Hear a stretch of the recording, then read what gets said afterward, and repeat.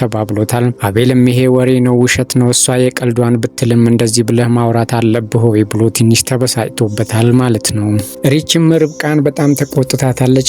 ምክንያቱም ለምንድነው እሱ ኢዩኤልን ለምን እንደዚህ ታምኚዋለሽ? ሚስጥርስ እንዴት እንደዚህ ትነግሪዋለሽ? ብላ ሁሉንም እኔም ነገሩ ሁሉ ደስ አላለኝ የሚሳቂ ጮት እንጂ መልካም ሰው አይመስለኝም። ምክንያቱም ይሄንን ነገር ለሱ መናገር አልነበረብሽም ብትላትም ርብቃ ግን መልካም ሰውና ጥሩ ስለሆነ ስለማምነውና በጣም ስለሚቀርበኝ ነው እንደዚህ ያደረኩትኝ ብትልም ሪች ግን በጣም ተናዳና ተበሳጭታባት ሁለተኛ እንደዚህ አይነት ስህተት እንዳትሰራ ነግራት ነበረ።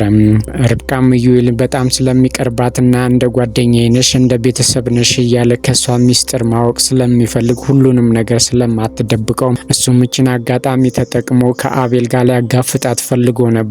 ግን ነገሩ ሁሉ አልተሳካለትም ማለት ነው። የአቤል እናት እንግዲህ እስካሁን ድረስ አሁንም ድረስ የቀየራትና በቤተሰቡ ላይ በጠቅላላ ተቀየራባቸዋለች። ባህሪዋ፣ አለባበሷ፣ ሁሉም ነገር አነጋገሯ በጠቅላላ ተቀይሯል። የምትውልበትን አያውቁም። የት እንደምትሄድ ምንም የሚያውቁት ነገር የለም። ሲጠይቋትም ቀና መልስ አትመልስላቸውም ማለት ነው። ምክንያቱም ምን ሆነሻል? ምንድነው እሱ ያስቀየምንሽ ነገር አለ ወይ ቢሏትም ምንም መናገር አልፈለገችም። ራስ በራሴ መንገድ እንደፈለገኝ መሆን እችላለሁ፣ ምንም አያገባቸውም ብትላቸውም ኢዩኤል እንደውም እየቀለደባት ማለትም ሕፃን መስለሻል፣ አለባበስሽ በሙሉ ተቀይሯል፣ ምንድነው ምን አዲስ ነገር አለ ቢላትም አይመለከታችሁም፣ ምንድነው እኔ እንደዚህ መሆን አልችልም ወይ ብላ ብትገስጻቸውም እነሱ ግን የእሷ መቀየር በጣም አሳስቧቸዋል።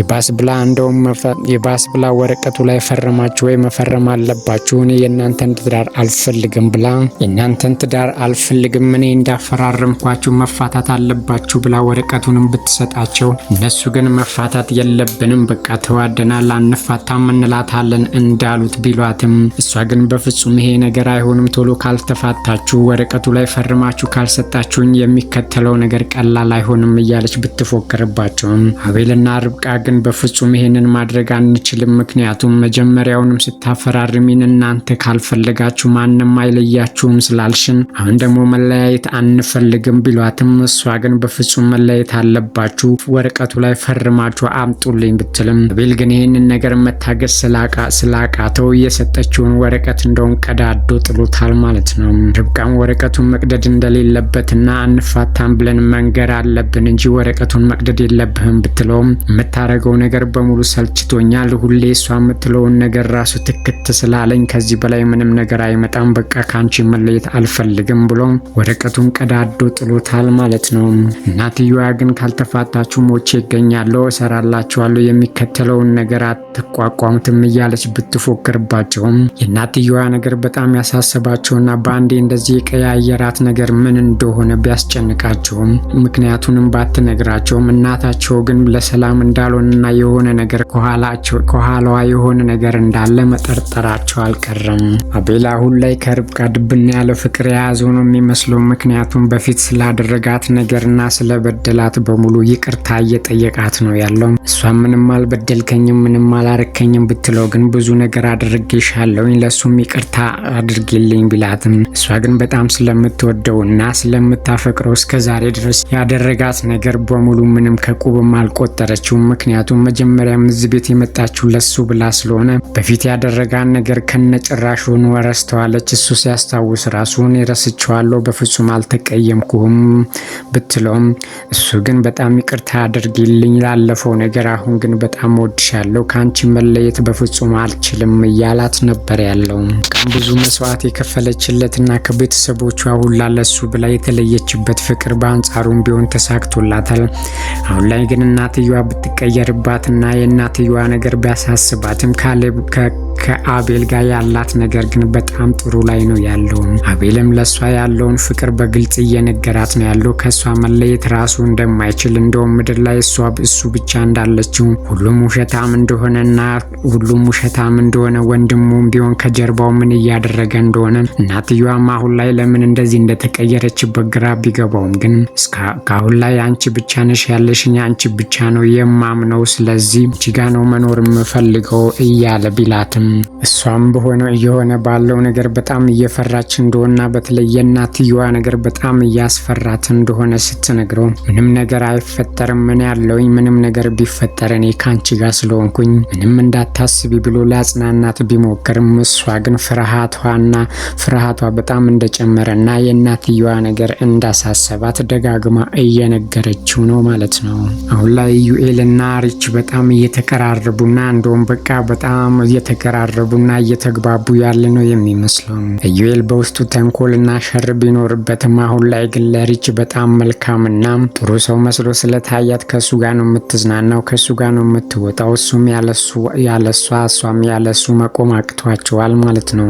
ፍቅራቸውን ባይገላለጹም ወይ ደግሞ ወድሃለሁ ባይባባሉም ግን አዘውትረው አብረው እየተዝናኑና አብረው ብዙ ነገር እያሳለፉ ስለሆነ አንዳቸው በአንዳቸው ፍቅር መውደቃቸው የማይቀር ነው። ምክንያቱም ዩኤል በጣም ተንኮለኛና ከጀርባው ሌላ ነገሮች ስለሚያስብ ምናልባትም ቀስ በቀስ ሪችን ለጥቅምና ወይ ደግሞ ለሌላ ፍቅር ውስጥ ከጨመራ በኋላ ሌላ ከጀርባው የሆነ ነገር እንድታደርግለትን ካላስገደዳትና ወይም ደግሞ ሌላ ነገር ውስጥ ካልጨመራት በስተቀር አሁን ላይ የሪችና የዩኤል ነገር በጣም አሪፍ ላይ ነው ያለው ማለት ነው። ርብቃ በውስጧ ያለው ጽንስ እየገፋ ይሁን ብቻ አናቅም፣ በየደቂቃው እያመማትና ወይም ደግሞ ጥሩ ስሜት እየሰጣት ስላልሆነ አሁን ላይ በተደጋጋሚ እያመማት ስለሆነ አቤልም ወደ ሐኪም ቤት ልውሰድሽ ቢላት እሷ ግን አይ ችግር የለም እያለች ብታስተባብልም አቤል ግን በውስጧ ልጅ እንዳለ ሳያቅ ምን ያህል እንደሚደሰት ወይም ደግሞ ምን እንደሚያስብ ባናቅም አሁን ላይ ግን ርብቃ እስካሁን ድረስ በውስጧ ልጅ እንዳለ ለማንም ሳትናገር ደብቃ ሚስጥር አድርጋ ብትይዘውም ዩኤልና ሪች ብቻ ቢያውቁትም አቤል ግን እስካሁን ድረስ በውስጧ በሆዷ ውስጥ ልጁ እንዳለ በፍጹም አያውቅም ማለት ነው።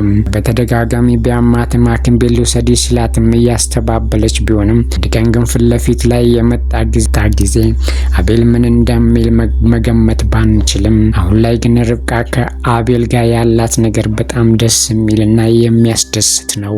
አቤልም ርብቃን ስለ ድሮ ፎቶ ማለትም ከዚህ በፊት ከስልኳ ውስጥ ስለተገኘው ፎቶ ሲጠይቃትና ንገሪኝ እስቲ ይሄ ፎቶ ምንድነው ብሎ ቢላትም እሷ ግን ሌላ ጊዜ እነግርሃለሁኝ ብላ ታሳምነው። አቤል ግን ስለዛ ፎቶ ማወቅ ቢፈልግም እሷ ግን ሌላ ጊዜ እነግርሃለሁ ታሪኩ ረጅም ስለሆነ ብላ አስተባብለዋለች ማለት ነው።